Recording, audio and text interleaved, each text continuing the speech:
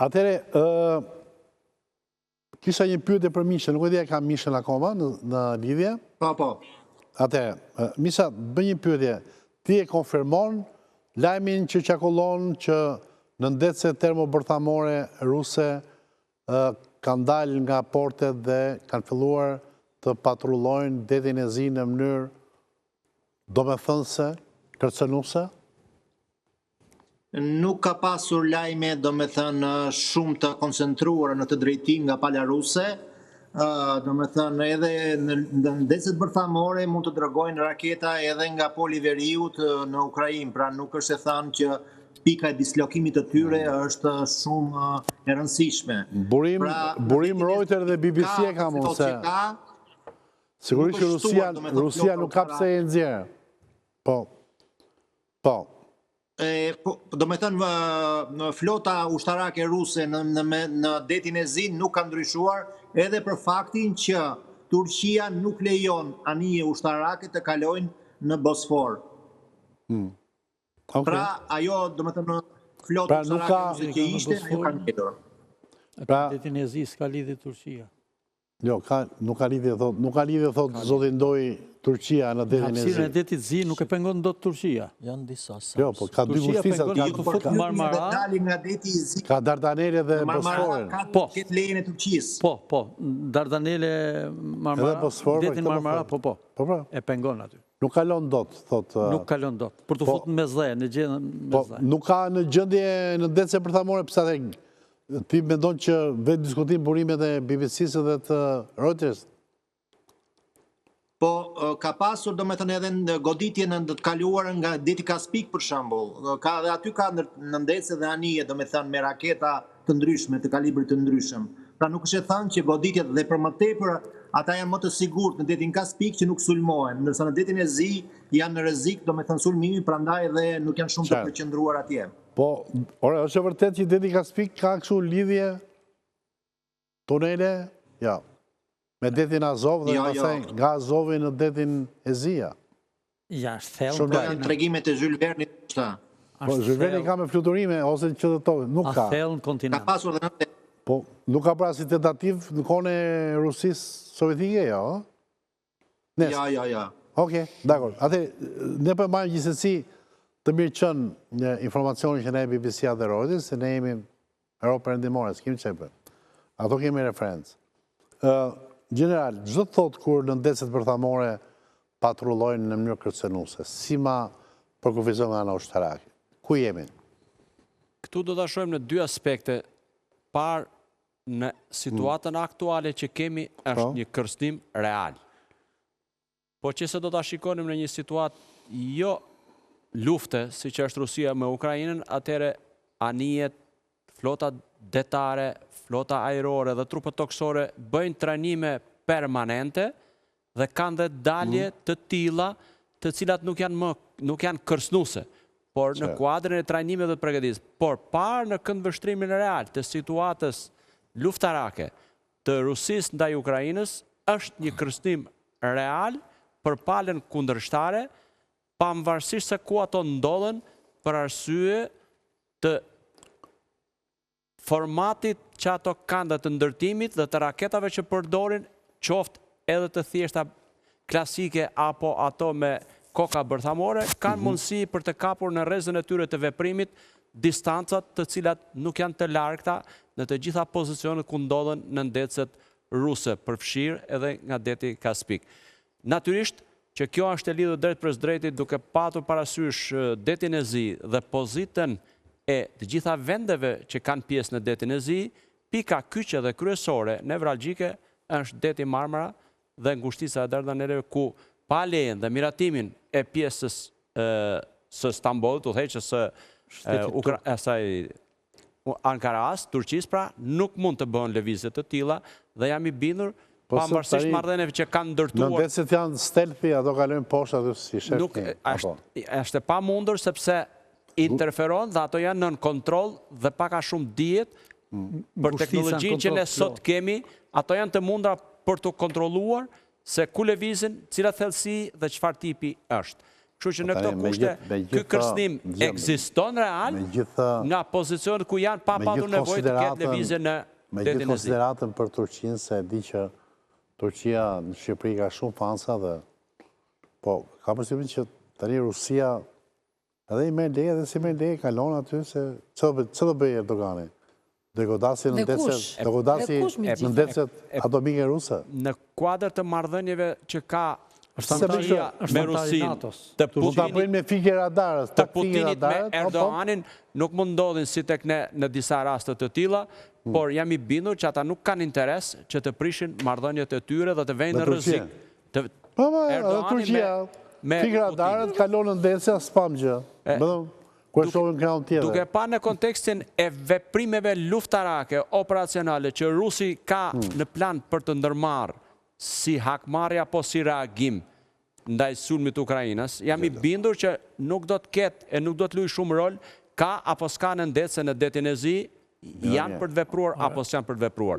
Ai ka plot masa të tjera dhe arkitekturën pjesës tjetër ushtarake përfshirë 3 llojet e komponentëve, detar, ajror dhe toksor, për ta shfrytzuar, për ta përdorur në diapozitivin e Ukrainës. E unë i qëndroja saj dhe jam për atë që ata do të godasin, natyrisht, por do godasin infrastrukturën kyçe jetësore të Ukrainës, jo për të bërë reprezalje, dhe do ta përdorin njëkohësisht edhe në interes të avancimit të trupave toksore në linjën përballë trupave Ukrainës. Një gjë nga për ju, zotin Doj, pavarësisht unë them zotit Prenga general, ajo general, por nuk është general këtu. Pra general në status. Pra dhe mund të ndërpresim njëri tjetër, du them, mund të pëndem Jo, e kisha për Turqinë, se Turqia vërtet, po ta marrësh si shtet. Ai nuk ka potencialin për të përballuar Rusin, po Turqia është antar i NATO-s dhe një nga arsyet kryesore pse është dashur hapësira e shtetit turk, është pikërisht ato kushticat që janë strategjike e Bosforit e Dardaneleve. Pra e det Marmara që është porta e hyrjes dhe e daljes nga deti i Zi në hapësirat mezetare. Kështu që Turqia është aty në rolin edhe të NATO-s, jo thjesht si një shtet që ka autoritetin për ta kontrolluar atë zonë. Një pyetje kam kështu, po nëse për shembull larg qoftë, gjithmonë larg qoftë. Tani disa herë kemi dhënë lajme, kemi bërë analiza në lidhje me spostimin atyre bombave të vogla bërthamore taktike. Pra që godit edhe me artilleri. Dhe që për shembull a u vendosën tek në Bielorusi këto Misha, këto bomba taktike te Lukashenko, kemi iku Lukashenko? Janë vendosur domethënë raketa bërthamore. Po kështu nga këto taktiket, jo. Këto taktiket i mbajnë për surprizë mbase. I mbajnë për surprizë. Gjë, po shumë por ky Lukashenko sa shumë duhet me Vladimirin, me Putinin dhe asnjëherë nuk pi në Moskë. Është besimi. Asnjëherë shkon alergjik. Nuk shkon rri. Kam super shkon aty dhe nuk fut gjengoj. Njerë që si qëngri u elmua. Kështu, pati si pun nga striti. Trazirat duket pas ka lexu librat e Enverit. Du ta them këtë që besoj. Për atë që ndodh sot në Rusi. Ky kapitull i ri që është hapur në 3 vjet luftime atje, synon sipas meje forcën të identifikohet forca vërtet ushtarake e Rusisë. Rusia, për shkak të arsenalit nuklear që ka më të madhin në botë, ka fshehur themon dhe nuk i ka muskujt ushtarak, siç përveç arsenalit bërthamor, nuk i ka për të përligjur fuqinë dhe autoritetin që ka sot. Për sa i përket arsenalit bërthamor që e ka më të madhin, e kanë të mjaftueshëm edhe vendet europiane. Pse thua këtë tani? E kanë të mjaftueshëm edhe Amerika. Po çfarë autoriteti? Ata nuk guxojnë. Tani ai aty ke djepi i vet, thonë do bëhet antar i NATO-s, djepi, thotë ta marrim djepin, do ta fusim NATO. Po në qoftë se nuk do të jetë Që autoritet, ai pa e po thot, po jo më Malini Po djepin. në qoftë se Malini djepin e qytetërimit Në qoftë se ke rus. forcë do ta mbash, në qoftë se nuk ke forcë nuk e mban dot. Po tregon në 3 vjet e gjysmë Nuk e që mban dot. Po mirë, forca është konsistente. Është hapur kapitulli që do të identifikojë dhe do të verifikojë mirë ka fuqi Rusia apo e ka pazarin lart pa pas fuqinë e vërtetë. Por kjo lloj pazari, Për sa i përket forcave po bëjmë bërthamore, atë që tha një pap para rendës ai ndjes pas, që tha ka filluar lufta e tretë botërore e pjesshme, pra do të thonë fragmentare. Pra, tani këtu është një problem që 5.600 sa 5.500 në javë pavarësisht. Jo, 5.000 sa koka bërthamore. 5.000. koka bërthamore mund të kalojë deri në 6.000 ajo. Po, Ndërsa tani Amerika ka çik më pak, po ka të mjaftueshme me zhyt Rusinë, me zhytu po nuk ka si po zhytë, është luftë pa fitore. Pa luftë pa fitore dhe nuk luftë pa fitore tanisi. As Putini që bën si trim nuk është i Zotit tani, sepse ka njerëz atje që mendojnë për kokën e tyre, mendojnë për familjet e tyre, mendojnë për kombin e tyre, se rrafshohet, zerrohet gjithçka. Dhe nuk do guxojnë që të shtypin butonin sepse e ka mbas kokës i pari që është aty dhe nuk lejon që po shtyp butoni dhe të ketë mbas kokës çfarë doje. Pra një njeri, po se shtyp S'te provon. po nuk e lejon. Punashin, ta ketë mbas kokës para sa shtypi. Nuk e lejon njeri të shtyp butonin. Janë ja 7-8 veta aty që duhet binë dakord për me shtyp butonin. Nuk mund ta shtypi as Putini vetëm. Këto armët, po themi, taktike, po mu me si e mendon ti? Këto thjesht janë presione psikologjike, besoj te maturia e gjithve që janë të përfshirë në këtë luftë. Beson kjo maturia e Putinit? Putini për veten e tij, për kombin e tij, duke njohur dhe historinë e kombit të tij, është i fort, e din ai mirë, por luftrat fitohen me aleanca. Dhe duke pas parasysh që aleanca Amerikë, Britani, Gjermani e tjerë është shumë më fort se sa Rusia, dhe Rusia nuk mund të përballet me gjithë. Sot Rusia ka në tavolinë dhe vetë Putini që të arrijë një marrëveshje, që në këtë marrëveshje të dalin barazim të gjitha palët dhe Putini, do me thënë Ukrainën folën për NATO, që e vure si arsye me të drejtë që i kanë kërku që Ukraina të futet në NATO, është në tavolinën e paqes si kusht që Ukraina të mos futet në NATO. Pa kjo është një ndër pikat që Putini ka dashur me arrit, dhe kjo ofertë është bërë, nuk është bërë zyrtare, por besoj se ka dhe në një farmase miratimin e politikës së Trumpit dhe në negociata do të arrihet. Pra, ata duhet jenë kujdesshëm të mos e çojnë situatën dhe ta përshkallëzojnë, por të shkojnë drejt rrugës së bisedimeve. Dhe një marrëveshje gjithmonë nuk është përdorimin e armëve bërthamore taktike nuk e beson. Nuk besoj në këtë situatë, sepse do jetë një rrugë pa krye për atë që e fillon. Ai që e fillon i pari do jetë i humun. Elita, ti që the që është kjo pjata e ftohtë, ajo krijon shumë temperaturë të ftohta, bomba atomike kështu, se quhet. Ka me format e Kjo bombës atomike për të bërë një u përmend që para Kina. Sot kjo shumë është dramatike. Është dramatike, po tash do të marrë pak edhe me filozofisë. Po mirë. Kurse zgjidh Trumpi ne s'kemi. Jo, do ta zgjidhin Trumpi, tani për 5 muaj ai bëri boll tani. Trumpi do ta zgjidhin bashkë me javë dhe në të vërtetë s'arriti dot se është akoma larg. Po dua të dalë në diku tjetër. Sot për shembull Kina, meqense flasim për bërthamore, Kina sot provoi dhe deklaroi zyrtarisht që kishte arritur të krijonte një bombë të re, për sa i përket bombave bërthamore të përdorura në armatimin e vet, që është 200 herë më e fuqishme se ajo e Nagasakit. Tani kuptohet që në gjithë të histori del në një lajm kështu papritur ta Kina dhe thotë unë kam bërë bombën më të fuqishme bërthamore që nuk të pa ekzistuar deri më sot dhe unë e bëra. Kur vjen puna pastaj për ta servirur dhe është një këmban alarmi këtej, pra që do të thotë që me kujdes.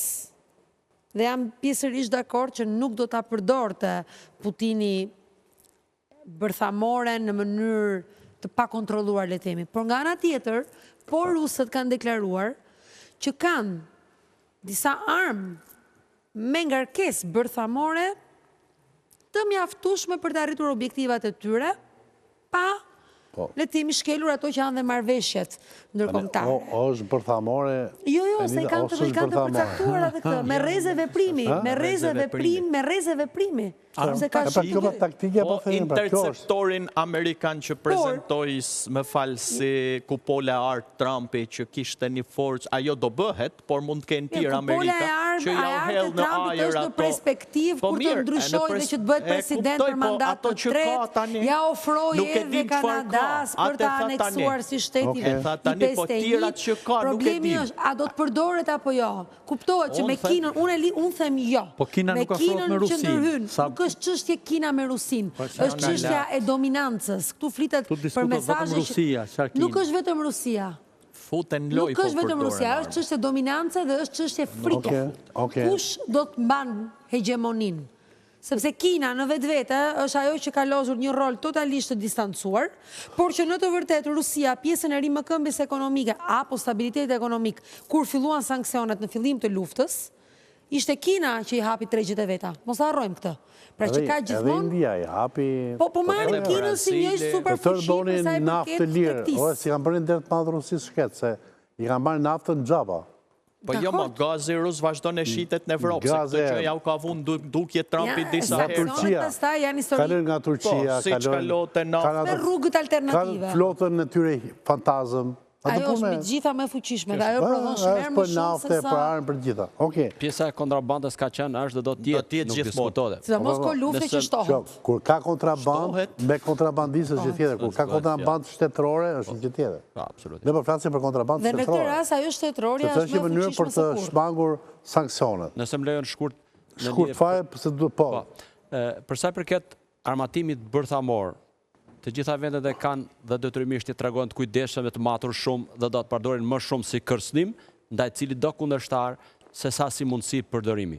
Nuk ka rëndësi se ajo armë bërthamore si taktike, si operative strategjike për nga kapaciteti 1 dhe rrezja e veprimit 2, janë të gjitha të pa llogaritshme për efektet dhe dëmet që shkaktojnë, por edhe atë taktikën jam i bindur që Rusia dhe gjitha ato vende që kanë, që deri tani të paktën deklaruar rreth 11 vende në botë që e kanë, do të jenë shumë të kujdesshëm, shumë të matur për ta përdorur dhe do ta mbajnë si shpata e Demokleut si kërcënim për vendet e tjera. Po kërcënimi tani se kanë 3 vende sa që mban për kërcënim. Normalisht që do ta përdor si kërcënim dhe do ta ketë në moment e fundit. Por po të kthehemi pak në retrospektiv dhe të shohim në momentin kur lufta e ftohtë ose muri i ran dhe u futën në traktatin e Atlantikut të Veriut vendet e ishlindjes, atëre ka patur edhe Rusia një pjesë bisedimi ku është dhënë premtimi që nuk do të ketë zgjerim si që është Ukraina dhe vendet e tjera. Dhe tashmë ata duhen të ruajnë këtë, që ajo të jetë një vend i pa angazhuar. Është pika kryesore e marrëveshjes që ka paraqitur. Është një mision tjetër e kemi trajtuar shumë në këtë temë. Unë ju falenderoj. Unë duhet vetëm një pyetje 1 minutë për Mishën. Misha, ore, ka filluar në një pastrim aty për përgjithësitë e shërbimit fshehtë. E shërbime sekrete, e kullun se kujtë. Se dështuan ata. Po për dështimin. Do një gjueti. Për një komplot të brendshëm. Jo, për këtë nuk grupet antiparti nuk janë zbuluar akoma. Po komplot konspiracion ushtarak më. Se mund të ketë lobe që nuk e duan Putinin, duan... Po këtu Petri Dume, Beqir Balluku, do me thënë nuk para janë prezent, prandaj nuk... Nga ana tjetër, ka pasur deklaratat deputetëve të Dumës ruse që kanë kërkuar të thirren para përgjegjësisë duke treguar me gisht nga shefin e shtabit rus, dhe kjo ka qenë një, do me thënë, një drejtim, një kah që pastaj nuk e kanë përdorur shumë. Biles, një ditë mbas kësaj ngjarje që ndodhi me dronët, me avionët, në shtypin rus, sikur s'kishte ndodhur asnjë gjë, domethënë edhe diskutoheshin ato bisedimet e paqes etj etj. Pra, u bë një rutinë, domethënë pa u fokusuar në këto gjëra. Nga ana tjetër, për shembull, ka pasur një lajm që sot, domethënë dje Biles, ambasada amerikane njoftoi shtetasit e vet që të mos futeshin në Ukrainë sepse ka rrezik jetë. Okej, Misha, duhet të ndërpres sepse minutazhi për këtë temë krye këtu. Faleminderit zoti Ndoj, faleminderit zoti Prenga, faleminderit zoti Bozheku, ti do rikëndrosh edhe në grupin e dytë, faleminderit zoti Pëllumbi dhe zoti Pumo. Pas pak publiciteti, do të vi Lart Vasili, Ervin Karamuqo, Rita Bozheku do të qëndrojë, Duena Labani dhe Esion Ekonomik. Kemi një temë shumë të fortë të pret mos u largoni.